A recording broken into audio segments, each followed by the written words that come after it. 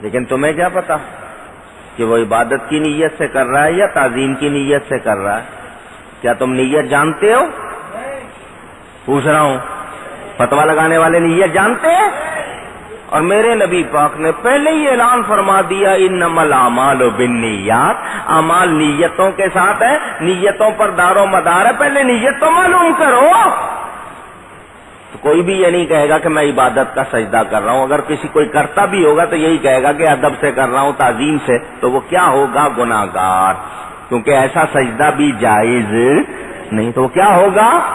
گناہگار۔ تو اس کو شرک کا فتویٰ اس پہ لگانا، کیونکہ شرک وہ گناہ ہے بغیر توبہ جس کی بخشش ہوتی نہیں، تو پتہ چل گیا شرک کا مطلب کفر ہے۔ تو جو کسی مسلمان کو مشرک کہے تو حدیث شریف میں ہے کہ کوئی کسی شخص کو مشرک کہے، کافر کہے اور وہ کافر نہیں، تو کہنے والے پہ کفر لوٹ آئے گا، یعنی کہنے والا کافر ہو جائے گا۔ اسی لیے ہم کہتے ہیں بلا عذر شرعی، بغیر کسی شرعی وجہ کے کسی پر فتویٰ لگ سکتا نہیں۔ اور کفر کا مسئلہ کوئی ایسا آسان نہیں کہ جس کو چاہا کافر کہہ دیا، یہ ہمارے ہاں نہیں ہے۔ اعلی حضرت فاضل بریلوی نے بھی جن بدعقیدہ لوگوں کی عبارتوں پر فتویٰ دیا تھا، پہلے دن فتویٰ نہیں دے دیا تھا، ان کی ان عبارتوں کے بارے میں ان کو خط لکھا، تاریں بھیجی، رسالے بھیجے، جواب لکھ کے بھیجے کہ تمہاری بات یہ غلط ہے، دیکھو اتنے اس کے دلائل۔ جب انہوں نے کہا نہیں ہم نے جو کہا صحیح کہا، تب جا کے فتویٰ دیا، اور اس مدت کو تو 16 برس لگے تھے، کو پہلے دن تو فتویٰ نہیں دے دیا تھا کہ ادھر جملہ آیا اور ادھر مشین گن چل گئی، نہیں۔ اتمام حجت، کیونکہ کسی کو کافر کہنا کوئی خالہ جی کا باڑا نہیں ہے، تو کھیل نہیں ہے۔ تو وہ لوگ جو مسلمانوں کے صحیح کاموں پر ان کو غلط قرار دیتے ہیں، جائز اور نیک کاموں کو غلط قرار دیتے ہیں، ایسے لوگ ظالم ہیں۔ کوئی بھی مسلمان اللہ کے سوا کسی کی پوجا کرتا، ذرا اونچی سمجھ آ گئی بات؟ نبیوں ولیوں کی ہم تعظیم کرتے، کسی مقام کو چوم لینا، یہ میں نے آپ کو کئی مرتبہ بتایا، یہ عبادت نہیں، یہ محبت ہے۔ ہر چومنے کو عبادت نہیں کہہ سکتے آپ، ورنہ پھر میں لسٹ بتاؤں گا کیا کیا آپ چومتے ہیں، پھر اس کو کیا عبادت کہیں گے؟ مشکل میں آ جائیں گے آپ۔ ہر چومنا عبادت نہیں ہے۔ ہم نے کسی قبر کا غلاف چوم لیا، کسی بزرگ سے نسبت رکھنے والی کسی چیز کو چوم لیا، تو یہ چومنا ہرگز عبادت نہیں کہلائے گا، یہ محبت کہلائے گا۔ بات سمجھ میں آئی؟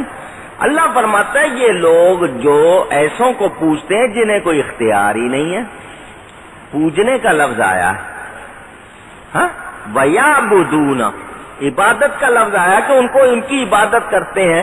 مجھے کوئی ایک بتا دو آپ میں سے، کوئی جاہل سے جاہل شخص جس کے بارے میں آپ کو پتا انگوٹھا چھاپ ہے، ایک لفظ نہیں پڑھ سکتا، وہ بتا دے اللہ کے سوا وہ کسی کی عبادت کرتا ہے؟ جواب دیجئے، نہیں۔ سب یہی کہیں گے جی عبادت صرف اللہ کی،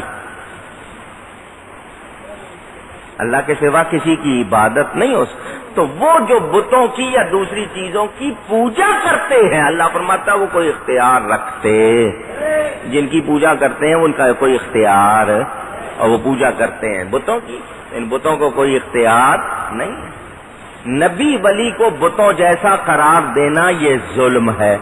حضرت عبداللہ ابن عمر رضی اللہ تعالی عنہما، حضرت عمر فاروق کے بیٹے، بخاری میں حدیث موجود ہے، وہ فرماتے ہیں امت میں سب سے برے لوگ، شرارتی لوگ کون ہیں؟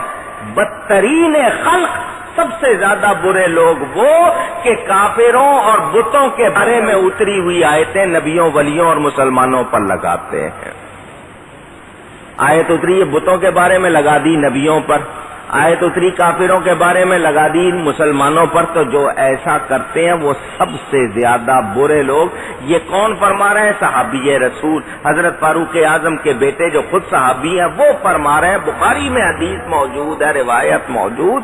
تو اب مجھے اور آپ کو پتہ چل گیا کہ یہ لوگ ان آیتوں کو لے کر کہتے ہیں دیکھو اللہ فرماتا ہے کوئی اختیار نہیں ہے، اور یہ بتوں کا ذکر ہے، نبیوں ولیوں کا ذکر نہیں ہے۔ تو تم بتوں والی آیت نبیوں پہ لگاؤ گے تو تم سے برا کوئی اور نہیں ہے۔ نبی ولی کو اللہ تعالیٰ نے جو شان دی ہے ہم اس شان کو مانتے ہیں۔ ہم نے کبھی کسی نبی کو عبادت کے لائق نہیں مانا، اللہ کے مثل نہیں مانا، ایسی کوئی بات ہمارے عقیدے میں نہیں جو خلاف شریعت ہو، تو پھر ہم پر فتویٰ کیسے لگاتے ہو؟ اللہ تعالیٰ ان کو ہدایت دے اور ہمیں برے عقیدوں سے بچائے۔ اللہ تعالیٰ ارشاد فرماتا ہے فَلَا تَضْرِبُوا لِلَّهِ الْأَمْثَالَ۔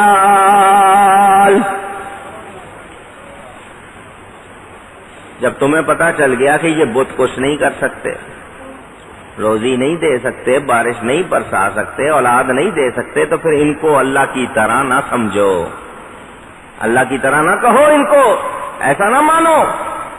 ان اللہ یعلم وانتم لا تعلمون۔ بے شک اللہ جانتا ہے اور تم جانتے نہیں۔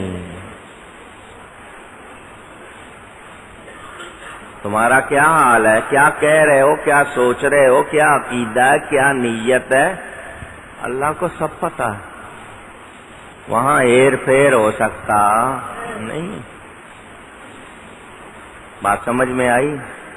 آپ کیا سمجھتے ہیں؟ آپ جو کہیں گے آپ کا بیان چلے گا؟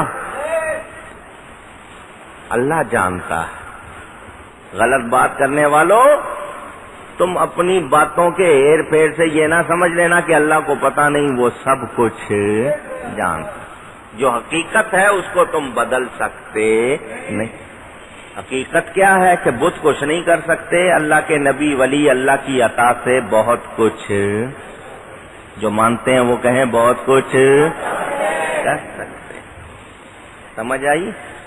اللہ تعالیٰ ارشاد فرماتا ہے ضرب اللہ مثلا عبدا مملوکا لا يقدر على شيء۔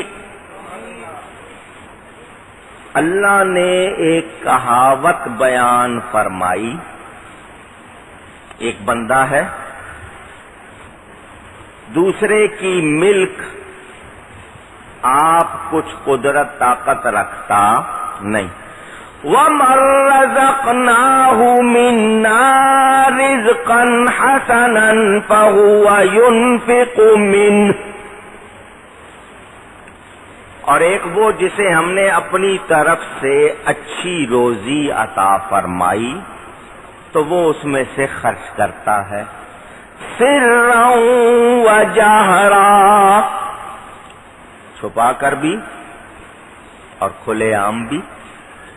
هل يستوون، سنو کیا دونوں برابر ہو جائیں گے؟ ایک کچھ کرتا نہیں، دوسرا خرچ کرتا ہے۔ اللہ نے روزی دی ہے، وہ اس میں سے چھپے بھی، خاموشی سے بھی اور اعلانیہ بھی، زکوٰۃ دیتے ہیں کھلے، باقی چھپا کر دے دیا کسی کو، اور ایک وہ ہے کہ ککھ نہیں، تو کیا دونوں برابر ہو جائیں گے؟ نہیں۔ الحمدللہ، جب بات واضح ہو گئی تو اللہ کی تعریف کرو، ساری تعریف ہے اللہ کے لیے۔ کھل کے بات سامنے آ گئی کہ ایک کو ملا ہے وہ آگے دے سکتا ہے، دوسرے کو ملا نہیں وہ دے سکتا بھی نہیں۔ بل اکثرهم لا يعلمون،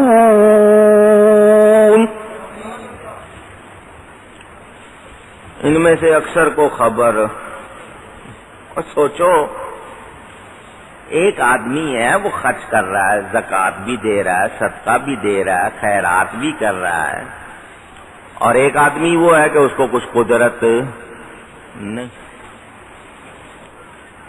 آپ اس کے پاس کچھ نہیں ہے، کسی اور کا مال ہے، وہ اس کے مال میں سے خرچ کر سکتا نہیں، اور ایک کو دیا ہے وہ اس میں سے آگے دے رہا ہے، تو کیا دونوں برابر ہو جائیں گے؟ میں نے پہلے بات کی تھی، شاید آپ نے ابھی سرا نہیں پکڑا۔ بات وہی ہے، جس کو اللہ نے آگے دینے کا اختیار